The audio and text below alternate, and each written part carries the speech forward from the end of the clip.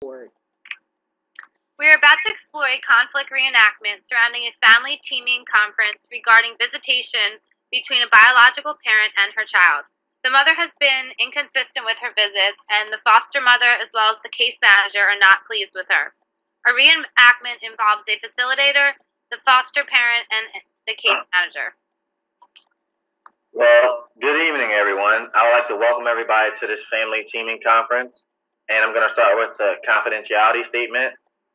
The notice of privacy statement that is mandated through HIPAA requires that the confidentiality of this session and all of our sessions be kept confidential. I wanted to reiterate the point to each of you before we move forward.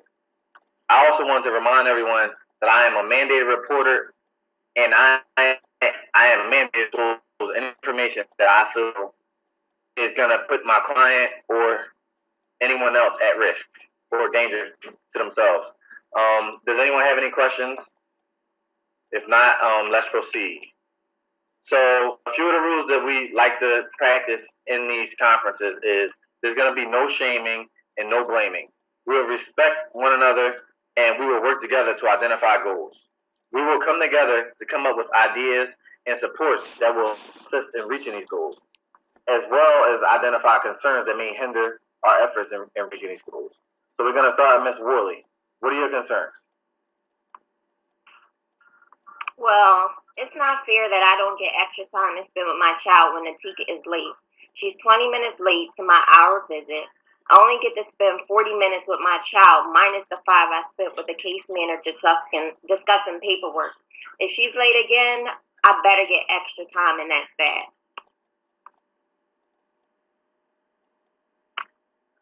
Okay, now I need everybody to remember the rules. There's going to be no shaming and no blaming. Let's move on to Ms. Griffith. What concerns do you have? Well, I live all the way on the other end of the city. I have kids of my own, and I have to get them back and forth to school and to the different activities that they're involved in. Besides, on several occasions, I've come to the visits and Stacy has not shown up. At other times, she's come late.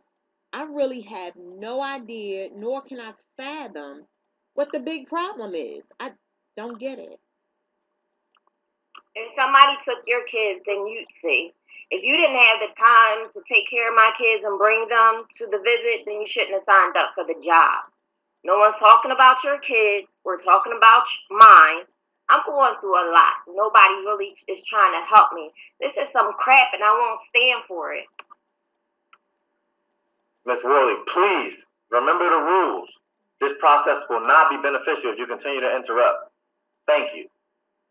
Ms. Sierra, what are the concerns that you have regarding the visitation? Unfortunately, Ms. Worley has continued to be inconsistent regarding her scheduled visitation times.